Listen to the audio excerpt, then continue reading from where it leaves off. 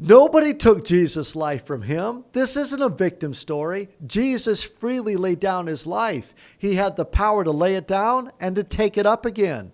Just so all of those of you who are watching wonder why Jesus was doing what he was doing, he wasn't doing it because he was at the mercy of men. He was doing it because it was the will of his Father. In John chapter 18, Jesus makes it clear. There's a whole group of people coming. John says a cohort of Roman soldiers. It's about 1,000 soldiers.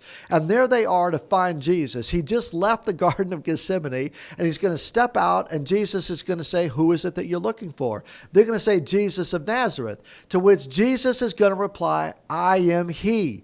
When he says the word I am, using his coveted name, they all fall down. Now imagine this. You've got the temple, those that came that were guards from the temple. You got the Roman soldiers and everybody else. You got Judas who's betraying Jesus with a kiss, and they're all on the ground. Do you think they were there to take Jesus' life from him? No, Jesus was freely laying it down. In Matthew chapter 26, as the same story gets played out, most think it's Peter that pulled out his sword, went to launch for the head, but because he was a terrible shot, got the ear. And when he got the ear, Jesus stopped him and said, don't you think that I can appeal to my Father and call 6 legions of angels? Well, that's 12,000 angels in a legion. And there 72,000 angels could come, and 2 kings, 1 angel put 185,000 men to death. So you don't think angels can do some damage? It's really a euphemism. It seems in the Bible that there's as many angels as there are stars in the heavens.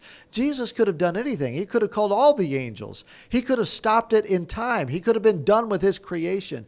Jesus was choosing to become the sinner's Savior. You know why? Because you and I needed to be ransomed. We were held hostage by our sin. We were in prison. We were captive. We were blind.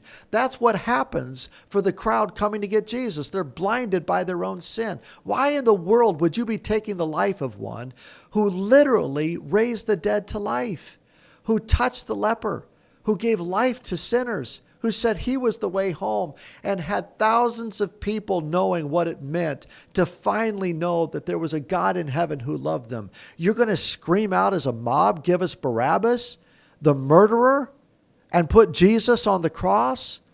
Jesus was laying down his life. It was at the hands of his Father that his Father was giving the Son to those that were going to murder the Son, and that Jesus was going to become the wrath of God in our place. Jesus is no victim. Jesus is a victor. He's the one overcoming it, so now he holds the keys to death because of going to the cross. As we roll into this Holy Week and to Good Friday, we ought to remember Jesus was doing something we never even understood when he was doing it, so that we could have a population called home and heaven, and hell could be emptied for those who cry out to Jesus. What Jesus has done is worth saying, Jesus, I praise you. I love you. I thank you. I believe you. And I put the weight of all of my trust in you alone. This is no victim story. Nobody took the life of Jesus. This is a victor story. Jesus took our hell, and he won the victory.